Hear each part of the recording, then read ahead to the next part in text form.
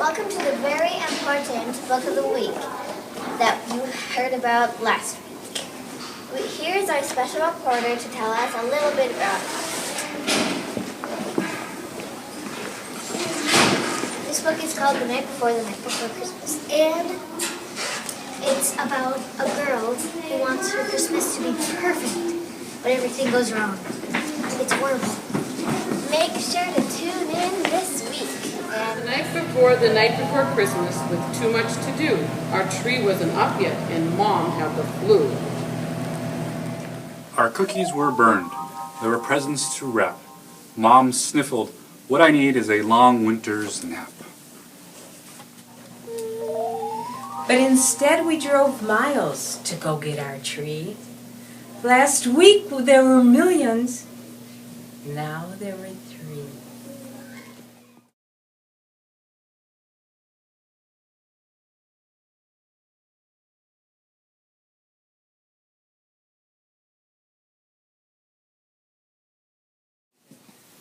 Dad tied the tree to our car. This will have to do.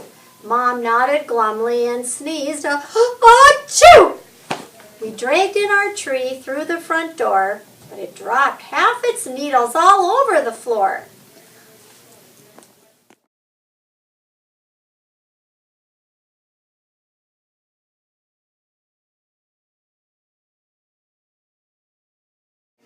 Okay.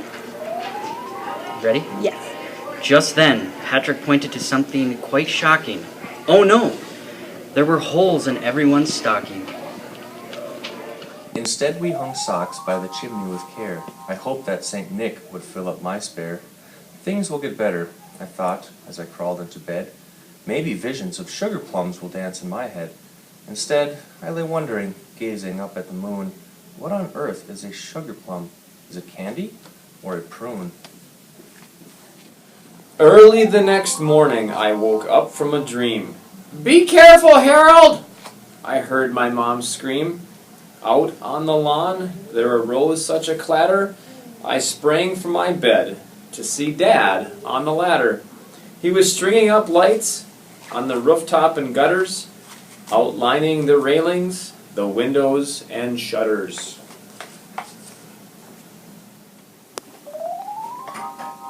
When he plugged in the cord, not a single bulb lit. Did we have extra bulbs?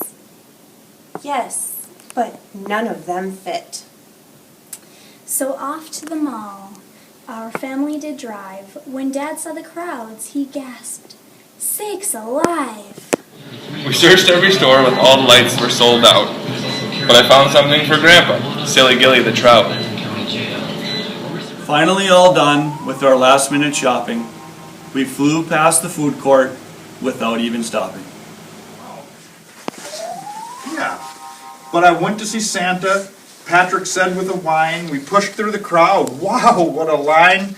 It wrapped around the counters and down the first floor, then wound through kids' clothing and out the front door. A long line to see Santa. After waiting for hours, at last, our big chance, Santa roared, "Ho, ho, ho!" Then Pat wet his pants. "Let's go home," we all cried. Mom, Patrick, and me.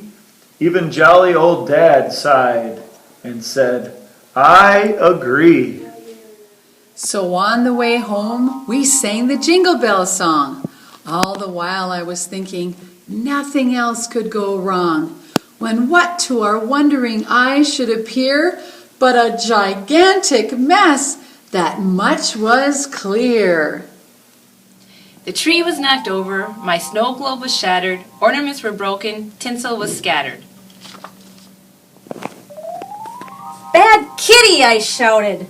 Then Mom started to weep. "Christmas is ruined and I need some sleep!" No, it's not, Sugar Plum. These things are just stuff. Christmas is about love, and we have quite enough. Mom into bed for some much-needed rest. Then we 3 busy elves all gave it our best. As snow gently fell, turning the earth sparkly white, I knew in my heart Christmas would turn out just right. Dad read us a book and gave us a kiss. It was my favorite story, and it began like this. 'Twas the night before Christmas, when all through the house not a creature was stirring, not even a mouse.